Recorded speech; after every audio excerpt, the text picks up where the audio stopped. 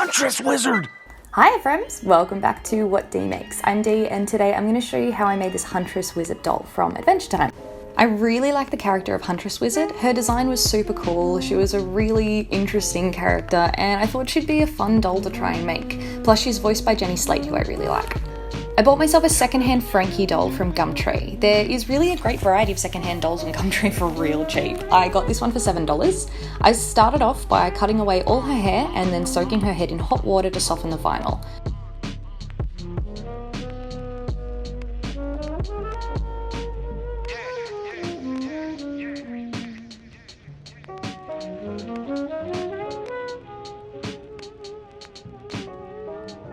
Once it's nice and soft, I carefully yank off the head.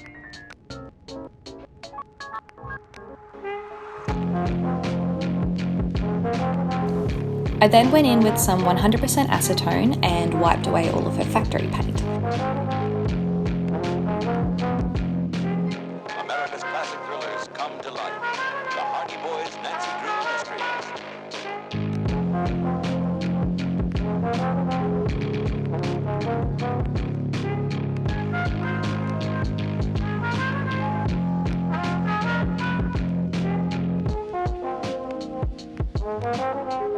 And then go in with a flathead screwdriver and long tweezers to remove all the hair and glue from the inside of her head.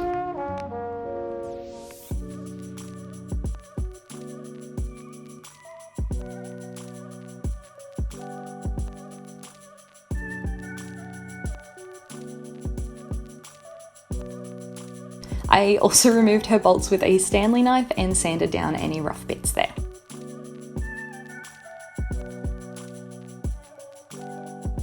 I also wiped off her stitches with acetone and then remembered you are not supposed to do that because the acetone melts the plastic on the body a little bit, so I sanded it down and removed the melty bits with a very fine grit sandpaper. It's still good, it's still good!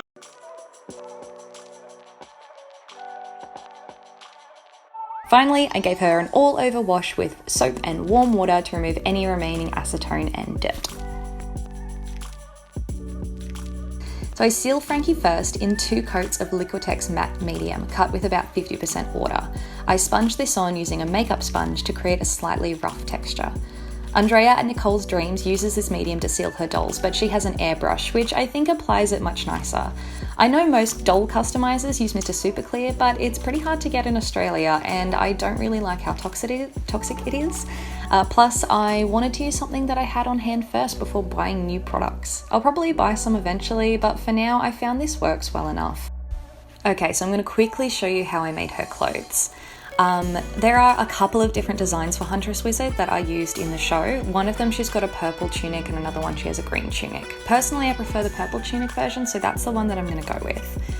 For the clothes, I mostly traced out various items of doll clothing and then used those as patterns to make the clothes for my Huntress Wizard doll.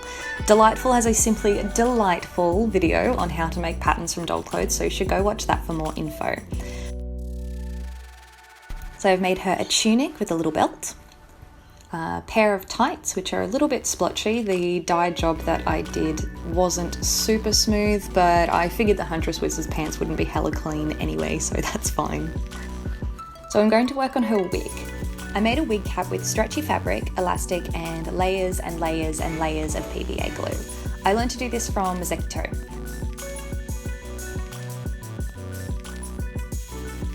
I painted the wig cap green afterwards so that any gaps wouldn't be as noticeable.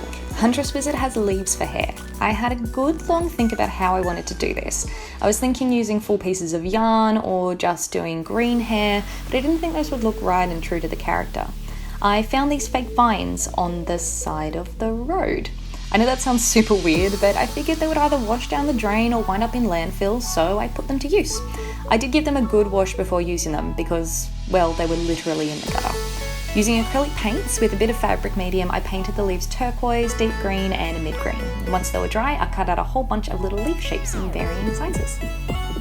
And then, one by one, glued the leaves on. I started at the bottom and worked my way up to the top. Once the wig cap was mostly covered, I then went back in with extra smaller leaves to both lengthen and bulk up the wig a little bit. And you should have something that looks like this.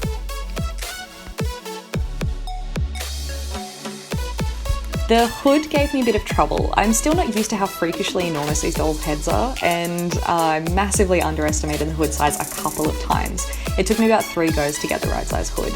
Once I did get the size right, I sewed thin wire around the edge of the hood so I could shape it to hang the way that I wanted. The edge of the cape is jagged, so I just painted a thin line of fabric glue along the edge to stop it from fraying too much.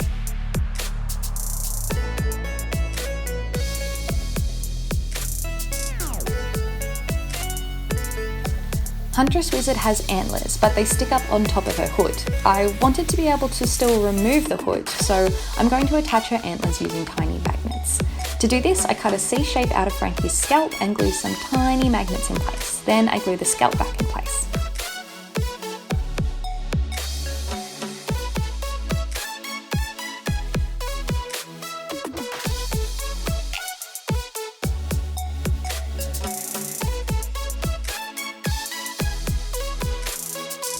For her antlers, I used some thin wire to make the basic shape and then went over it with air drying clay. I made sure that the tiny magnets would fit at the bottom and not be seen.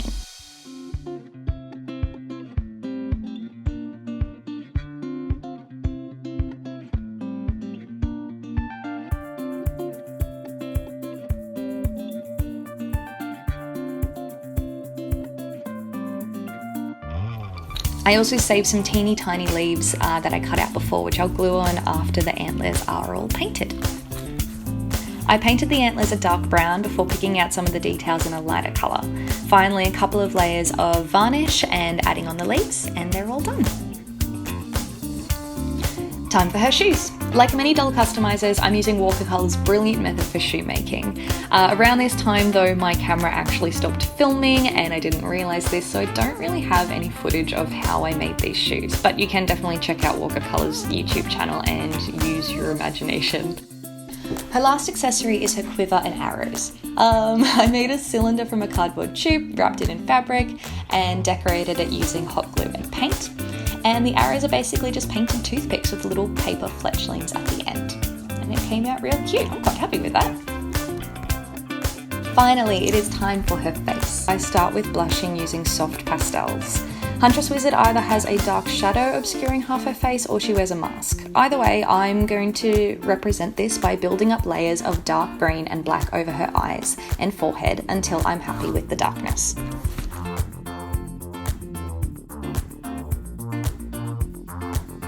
I covered up her eyes using blue tack so that it would be easier to paint the eyes on after I've done the dark pastels.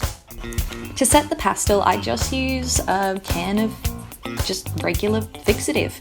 Again, I should probably use something stronger like Mr. Super Clear, but this holds the pastel in place until I can apply the final coat of varnish, and I found that it works well enough. We'll just have to see how it handles over time though. This is all very much experimental for me.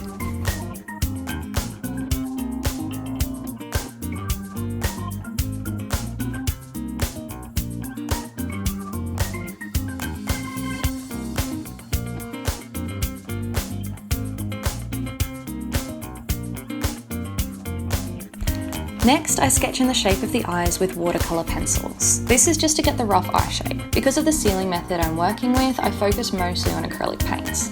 I also wet the tip of my watercolour pencils and apply that with a tiny paintbrush. I find this brings out a fairly bright colour and is great for little details.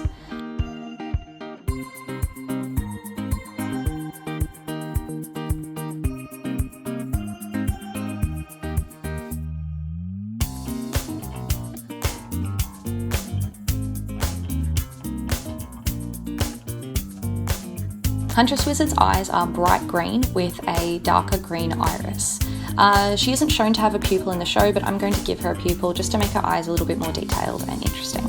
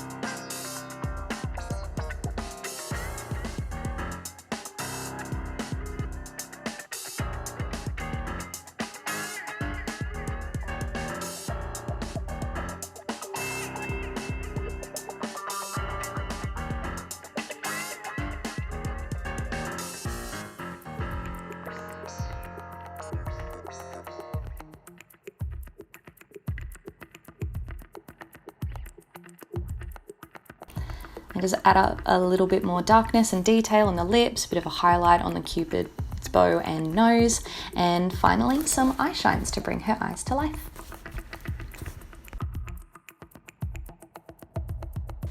It's finally time to put her all together.